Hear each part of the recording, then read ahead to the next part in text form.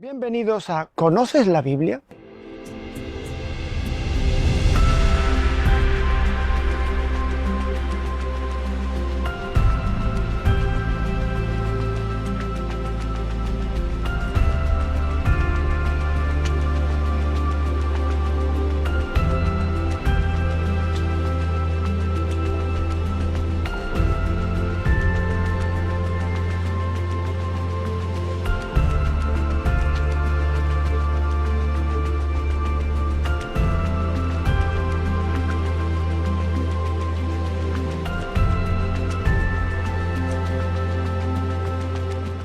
Hola a todos, bienvenidos a una nueva edición de ¿Conoces la Biblia?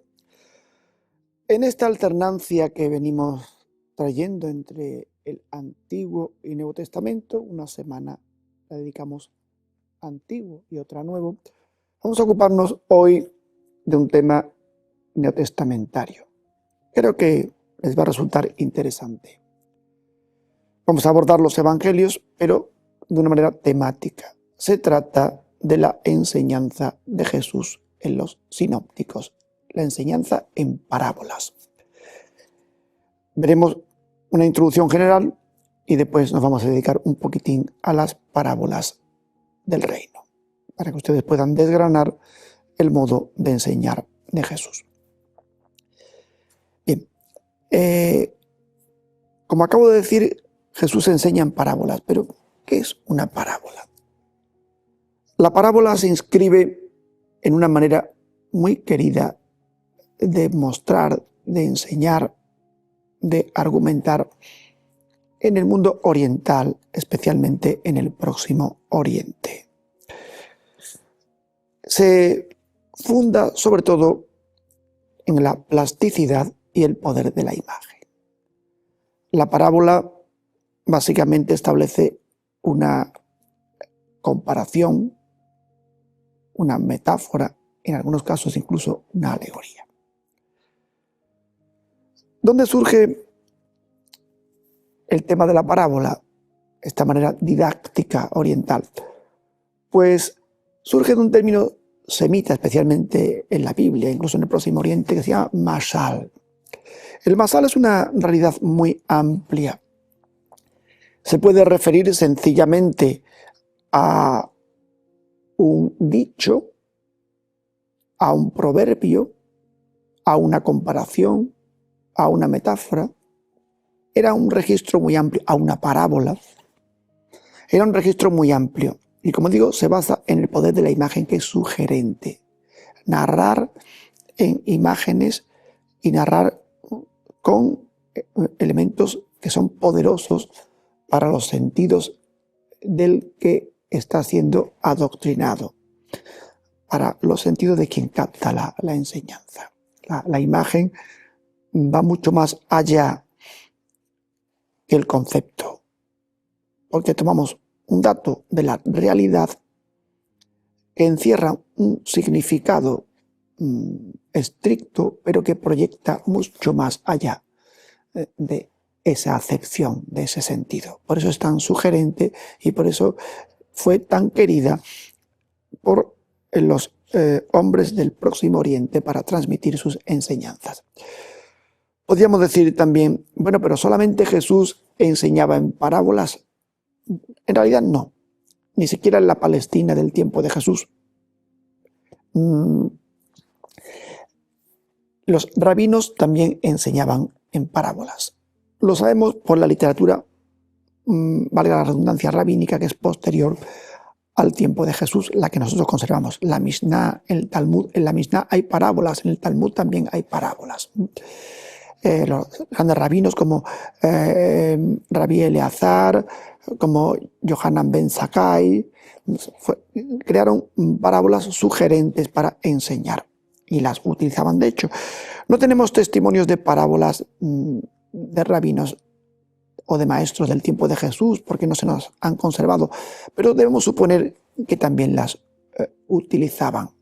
Para ellos la parábola era un vehículo expresivo igualmente importante.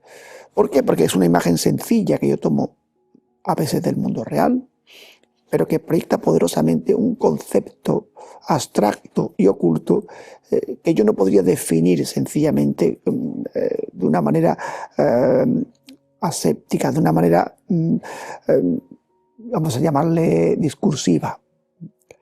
La imagen, en este caso, es mucho más poderosa. En el gran comentario de Rabá nos dice que la parábola tiene una función tan importante que es como el que se pone a buscar una rica moneda de plata con una mecha que apenas cuesta 1 céntimo. El valor de la parábola aparentemente es muy pequeño, pero su capacidad poderosa de encontrar tesoros es muy grande.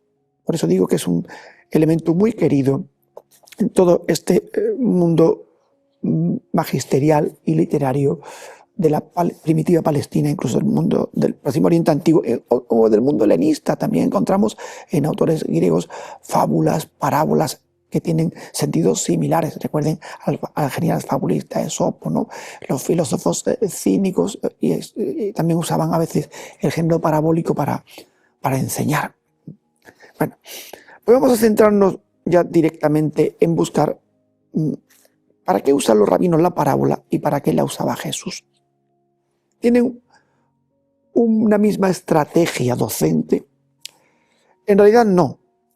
El rabino usa la parábola para explicar y esclarecer conceptos de la Torá, parte de la escritura, y explica pasajes escriturarios manejando una parábola.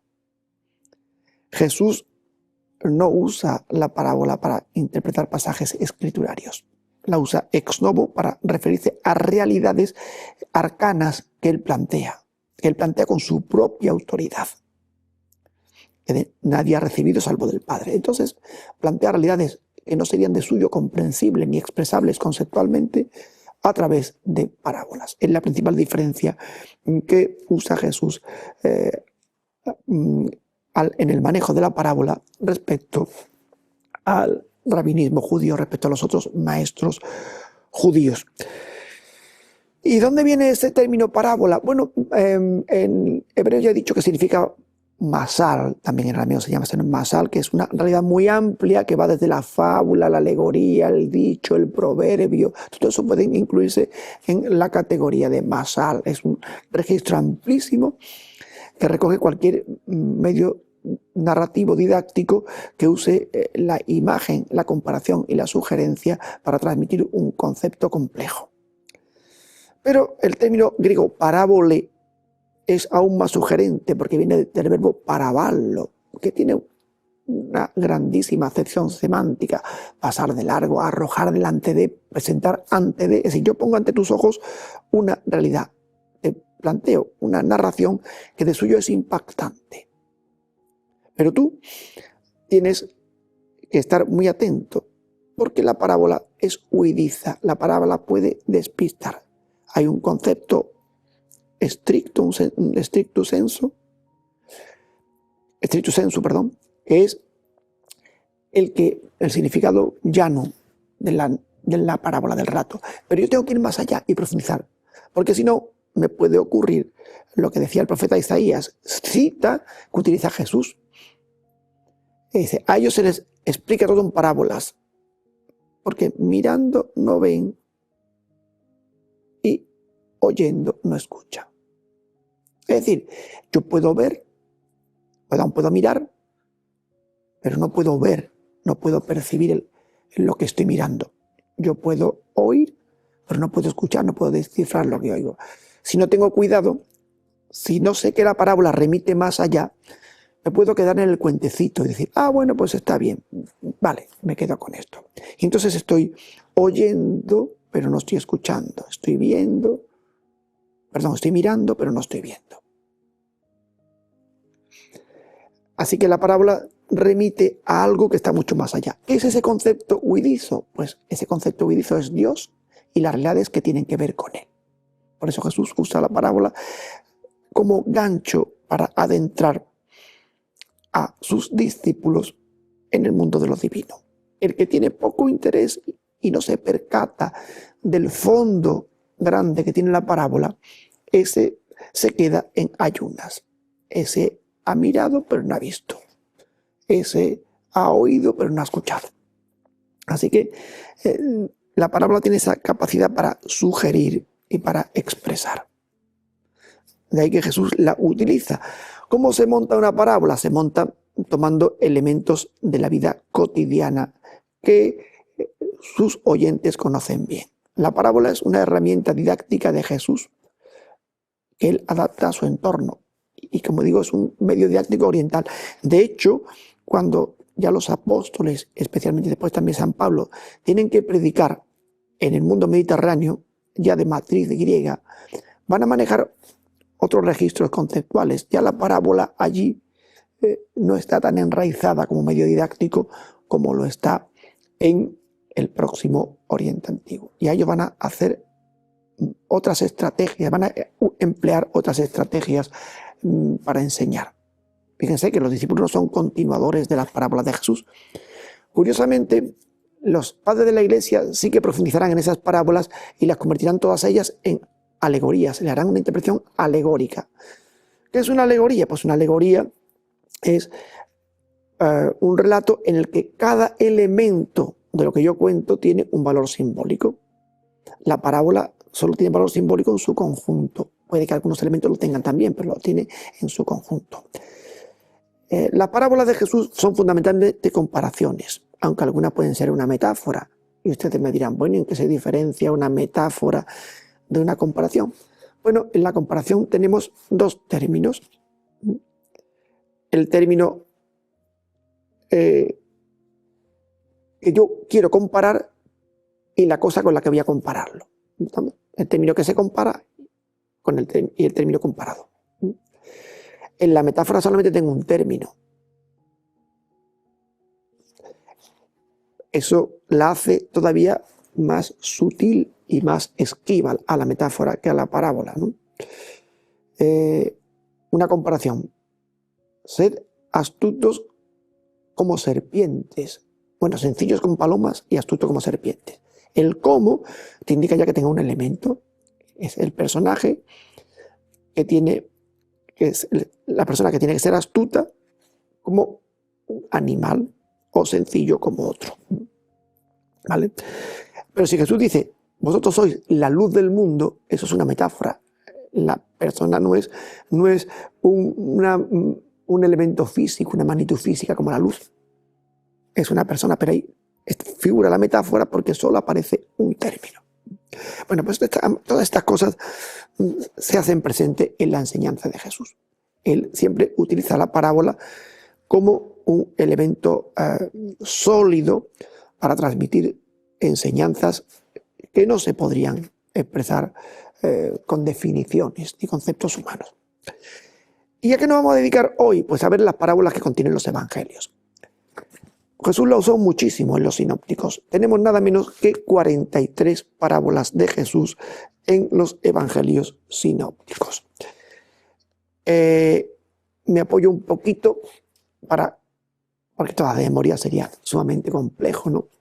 Marcos tiene el remiendo de paño nuevo, el vino nuevo, el sembrador, el grano de mostaza, los viñadores rebeldes, la higuera que anuncia el verano, la semilla que germina sin que se sepa cómo y la palabra del portero, ¿no? Mateo y Lucas tienen unas parábolas que han tomado de las fuentes de los logias, que las tienen los dos en común, más las que tienen en común con Marcos, claro, que tenemos la parábola de los que van en camino hacia el juez, la de las dos casas que se edifican, cada una en un cimiento diferente, los niños que cantan y gritan en la plaza, en la vuelta del espíritu inmundo, la parábola de la levadura, la oveja perdida, la invitación al banquete, el ladrón, el hombre de confianza y la parábola de los talentos en Mateo y las minas en Lucas. Después hay parábolas que solo tiene el evangelista Mateo. La parábola de la cizaña y el trigo, tan famosa, ¿no? El tesoro oculto, la parábola de la perla, la parábola de la red, el deudor compasivo que perdona la gran deuda, el salario igual a todos los que fueron, el hijo que dice que sí y el hijo que dice que no al padre para ir a la viña, la parábola de las 10 vírgenes. Y Lucas también tiene sus propias parábolas. Lucas es el evangelista de la misericordia y tiene unas parábolas muy específicas. Los dos deudores, el samaritano, el amigo inoportuno, el rico que quiere ampliar sus graneros, los criados vigilantes, la higuera estéril, la puerta cerrada, los que buscan el primer sitio en la mesa, la construcción de la torre, el rey que marcha a la guerra, la dracma perdida, el hijo perdido, el administrador injusto, el rico Epulón y Lázaro, el siervo inútil, la parábola del juez y la viuda, y por último la parábola del fariseo y el publicano. Por tanto, tenemos un gran tesoro parabólico en los evangelios sinópticos, porque, como digo, es la manera que tiene Jesús de enseñar. Y nosotros vamos a ocuparnos hoy, después de haber hecho ya esta introducción, de las parábolas del reino, que es el tema que nos va a ocupar hoy. Si tuviéramos que abarcar toda la enseñanza de Jesús en parábolas, sería sumamente difícil y no podría abarcar la media hora de programa que tenemos por delante. Así que vamos a ocuparnos del reino de Dios. La magnitud del reino de Dios obviamente es algo de difícil explicación cuando se quiere enseñar. De hecho, podemos llegar más lejos. Es algo inefable, algo que de lo que nosotros no tenemos una experiencia directa. Vemos sus efectos en nosotros. ¿Cómo explicar algo que está irrumpiendo como el reino? Si ustedes se acuerdan bien, nosotros tuvimos un programa en el que explicamos un texto de Daniel, el famoso texto de la estatua. Si ustedes hacen memoria, verán cómo la estatua magnificente recordaba los imperios humanos de la tierra. Define reinos con las categorías de poder de los hombres. Y aparecía, recuerden, una piedrecita, una piedra muy pequeña. Bien, pues Jesús, esa piedra al final va a ser en Daniel el reino de los santos del Altísimo. Jesús va a tomar un símil parecido para explicar los comienzos del reino de Dios. Son muy pequeños. ¿Y qué dirá él? Es pequeña como un grano de mostaza. La parábola es sugerente. El oyente está escuchando efectivamente una interesante comparación. Tengo una semilla minúscula que apenas la puedo ver. Recuerden, como la piedrecita. Bueno, y esa semilla, ¿cómo opera, cómo se siembra y cómo se desarrolla? Bueno, se echa en la tierra, la echa el labrador, pero es Dios el que actúa. Recuerden que la piedrecita en Daniel se desprendían sin intervención humana. Jesús usa otra parábola en la cual el labrador siembra la semilla, se limita a sembrarla y a cuidarla, pero él trabaja de día y duerme de noche y la semilla va creciendo sin que él sepa cómo. Germina, va produciendo el tallo, las hojas, los frutos, etc., ¿no? Pero él no sabe cómo. Él no domina el proceso. El proceso se ha puesto en marcha al margen de él y fructificará al margen de él. O sea, nosotros somos sembradores de semillas del reino de Dios, muy insignificantes, pero no controlamos el proceso. El proceso lo lleva Dios. El tiempo en que tardará en germinar, cómo germinará, qué frutos dará, eso nosotros no tenemos ningún tipo de control. Es algo que lleva Dios adelante. Pero por el hecho de llevarlo Dios adelante, el reino posee una gran fuerza germinal. La semillita, que para nosotros no tiene prácticamente espesor, es algo mínimo, se va a convertir, dice el texto, en un árbol. Hoy se suele traducir un arbusto, porque la mostaza no es un árbol grande, pero lo suficientemente grande para llamar la atención. Incluso dice el texto evangélico para que los pájaros puedan hasta anidar. Es decir, que de algo prácticamente que no se ve surge una realidad frondosa. El reino tiene también comienzos humildes, pero la fuerza de Dios que lo pone en marcha hace que sea de gran poder germinal. También lo expresa con la levadura. La levadura es un hongo, una cosa también sutil, muy ínfima, pero que permite germinar toda la masa. Es decir, está usando imágenes muy poderosas que la gente conoce en la vida real, pero que tienen que ir más allá, adentrarse en una realidad misteriosa como es el reino. El reino tiene comienzos pequeños, el reino es puesto en marcha y llevado a su término por Dios, y el reino posee, por tanto, una fuerza germinal grande. Jesús va así también expresando las parábolas del reino de Dios. Pero también encontramos más cosas. El reino de Dios tiene un enorme valor. De manera que quien se percata de su presencia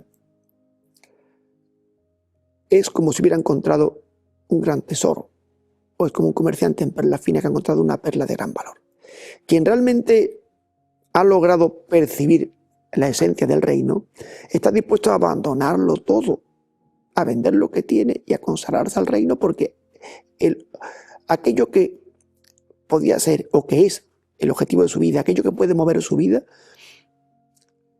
le ha salido al encuentro, ha dado con él, lo ha hallado.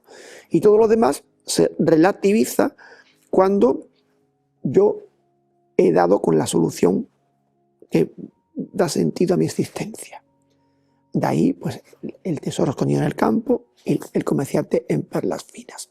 Por tanto, fíjense cómo las parábolas van desgranando la idea que Jesús les está transmitiendo a los demás del reino de Dios. Se los va presentando de esa manera. Son parábolas que indican algo que yo no le podría explicar a la gente con un discurso académico, pero así el poder de la imagen va entrando dentro. Todo depende de cómo se recibe esa cosa. ¿Cómo se planta el reino de Dios? Se planta mediante la palabra. De hecho, la parábola del sembrador es enormemente sugerente e indica cómo llega el reino a los hombres y cómo va a producir frutos. La parábola tiene como protagonista no al sembrador, aunque se llame del sembrador. Tiene como protagonista a la semilla, a la palabra, que es el germen del reino. O sea, la semilla del grano de mostaza, esa es la palabra que es la que se siembra. Y que se usa una imagen sugerente. Salió el sembrador a sembrar.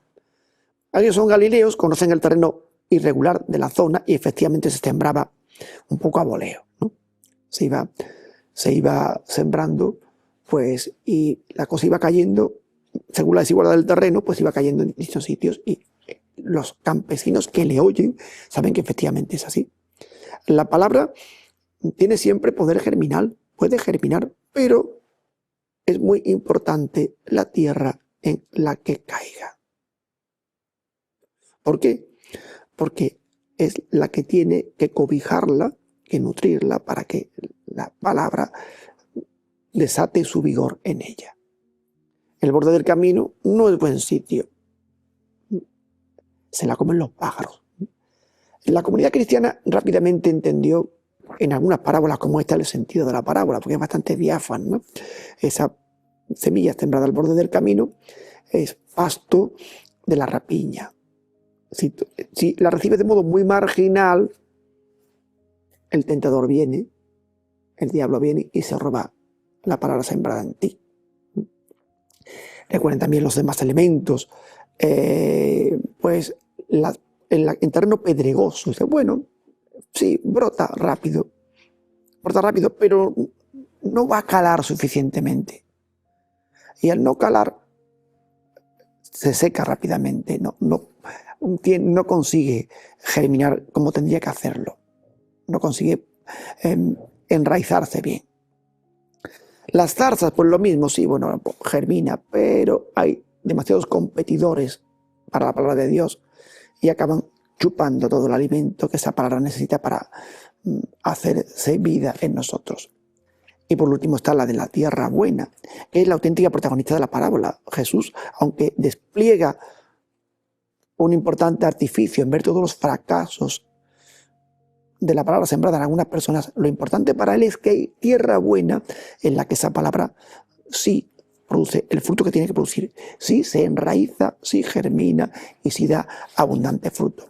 Es una parábola optimista, aunque dedique más tiempo a, digamos, los intentos fallidos. Las personas que no son tierra buena le dedican más tiempo, pero sin embargo su objetivo es mostrar que sí hay tierra buena que puede producir muchísimo fruto. Pues ahí tenemos también cómo se siembra el reino y cómo el reino germina en la gente.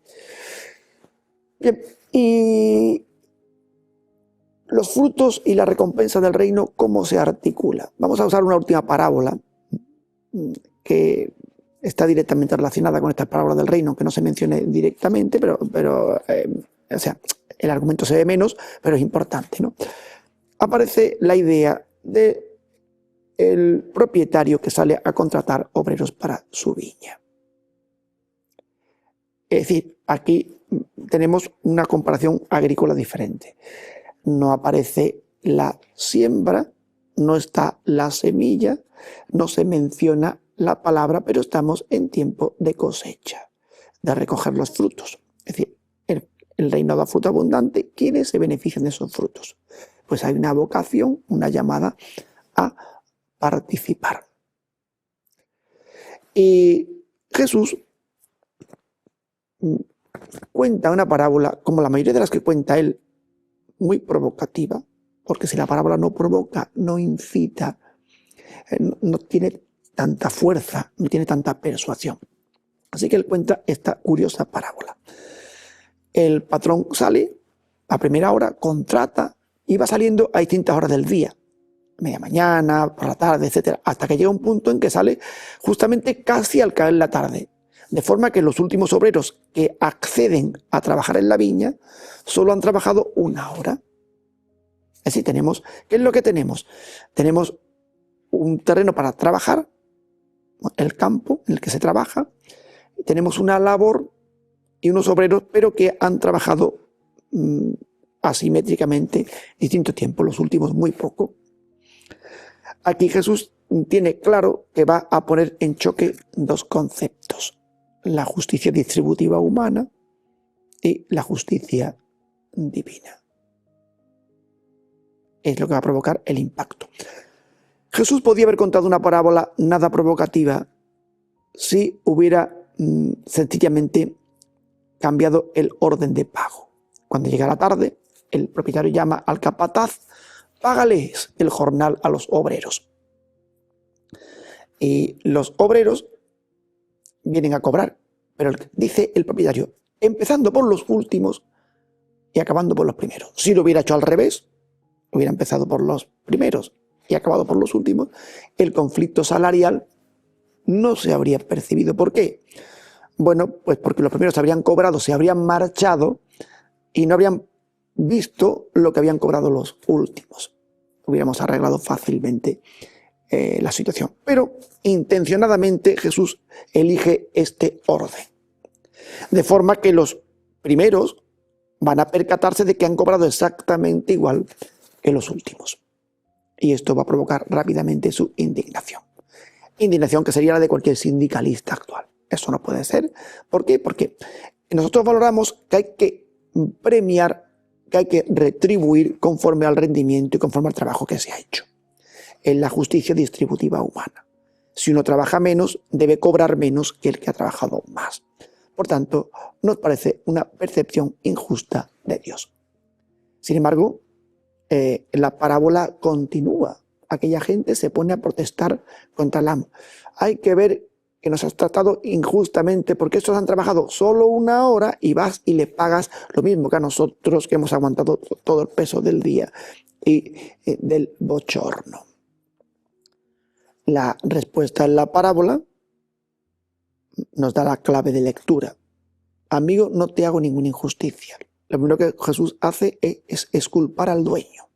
En este caso es culpar a Dios. ¿Por qué no te hago ninguna injusticia? Porque yo te dije desde el principio las condiciones en las que venías a trabajar conmigo. Yo no te mentí. Yo no te he defraudado en el salario. Te he pagado exactamente lo convenido, lo que valía tu trabajo. No te he estafado, no te he sustraído nada de lo que te corresponde. Tus derechos han quedado a salvo. Y así queda eximido Dios. Dice, y continúa, pero ¿acaso no tengo yo libertad para hacer lo que quiera con mis asuntos? ¿Acaso Dios no puede ser Dios? ¿Tenemos que hacerle los deberes? ¿Tenemos que decirle a Dios cómo tiene que ser Dios? Que lo hacemos habitualmente. Le decimos cómo tendría que regir el mundo, qué tipo de justicia tendría que haber, cómo tendría que actuar contra los malos. Siempre le estamos un poco corrigiendo. No puede ser Dios libre para hacer lo que quiera en sus asuntos. Tiene que constreñirse al concepto distributivo humano y viene ya la traca final, la aclaración final. ¿O acaso vas a tener tu envidia porque yo soy bueno? El texto literalmente dice, ¿o acaso tu ojo es malo porque yo soy bueno? Es decir, vas a mirar con malos ojos mi bondad. Es decir, lo que hay debajo es un recelo contra la gratuidad y la bondad de Dios. ¿Qué es lo que busca Dios? Que al final la gente entre en el reino, que trabaje en la viña, que consiga formar parte de esa realidad. Si es una hora, pues es una hora, pero el pago siempre es el mismo. Y nosotros que siempre buscamos una recompensa mayor, pues sí, bueno, ya es verdad, el pago es el mismo, pero claro que, no sé, si le damos la vuelta al planteamiento, lo podríamos comprender mejor.